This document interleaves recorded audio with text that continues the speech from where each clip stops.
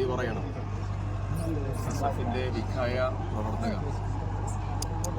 എസ്എസ്എഫിന്റെ വിഖായ പ്രവർത്തകർ ഈ സംഭവം ഉണ്ടായ അത് അറിഞ്ഞ് അപ്പം തന്നെ നിങ്ങളുടെ ഒരു രൂപവൽക്കരണവും ആളുകളുടെ പ്രയാണവും വളരെ സീരിയസ് ആയ രീതിയിൽ വന്നു എന്നുള്ളത് മാത്രമല്ല, വിഖായ പ്രവർത്തകന്മാർ ഒരിടത്ത് മാത്രമല്ല പലയിടങ്ങളിൽ ഇതിന്റെ സേവന പ്രവർത്തനങ്ങളുമായിട്ട് നല്ല രീതിയിൽ നിങ്ങളുടെ പ്രവർത്തനം ഉണ്ടായിരുന്നു. മേലെ മുണ്ടകൈ തുടങ്ങി പുഞ്ചിരിമട്ടം, മുണ്ടകൈ, ചൂരൽമല, അതിൻ്റെ വിവിധ ഭാഗങ്ങൾ, അട്ടമല ഉൾപ്പെടെ അത്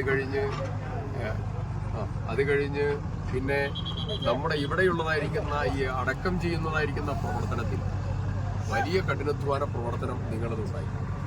ഞാൻ ഇന്ന് പുലർച്ചെ നമ്മൾ ഇവിടെ നിന്ന് പോകുമ്പോൾ വൈകുന്നേരം 3 മണിക്ക് ആരംഭിച്ച്, ഇന്നലെ വൈകുന്നേരം 3 മണിക്ക് ആരംഭിച്ച് ഇന്ന് പുലർച്ചെ 2 മണി ആവുന്ന സമയത്താണ് നമ്മൾ പോകുന്നത്.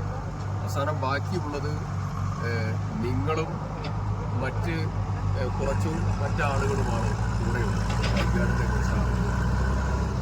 അപ്പോൾ സത്യത്തിൽ ആ പ്രവർത്തനം ഇടയ്ക്ക് വെച്ച് ക്ഷീണിതമായ ഒരവസ്ഥയിലേക്ക്, അപ്പോൾ നമ്മൾ ORS അതുപോലെ ഗ്ലൂക്കോസും ഒക്കെ കൊടുത്താണ് ആളുകളെ ഒന്ന് സ്റ്റെബിലൈസ് ചെയ്യും.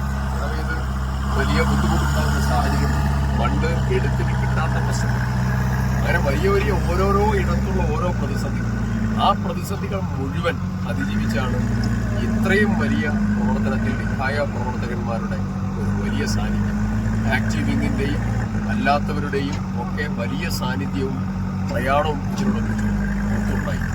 വയനാട്ടിൽ ഞങ്ങൾ അനുഭവിക്കുന്ന ഏറ്റവും വലിയ തീവ്രമായ വേദനയും മനസ്സൊക്കെ ക്ഷീണിച്ച് വല്ലാത്തൊരവസ്ഥയിലൂടെ പോകുമ്പോൾ ഇത്തരം പ്രവർത്തനങ്ങൾ നടത്തുമ്പോൾ ഞങ്ങൾക്ക് ആത്മവിശ്വാസം നൽകിയത് നിങ്ങൾ ഉൾപ്പെടെയുള്ള ആളുകളുടെ വലിയ സാന്നിധ്യവും സമർപ്പണ പ്രവർത്തനങ്ങളും. അതിന് നിങ്ങളോട് തീർത്താൽ തീരാത്തതായ കടപ്പാടുണ്ട്. ആ കടപ്പാട് വാക്കുകൊണ്ട് പറയാൻ സാധ്യമല്ല, വാക്കുകൾക്കപ്പുറമുള്ളതായിരിക്കുന്ന പ്രവർത്തനമാണ് നിങ്ങൾ നടത്തിയത്. വിഖായ പ്രവർത്തകന്മാരോടുള്ള വലിയ നന്ദിയും കടപ്പാടും ഒക്കെ ഈ സമയത്ത് പ്രത്യേകം പറയുകയാണ്. അസ്സലാമു അലൈക്കും.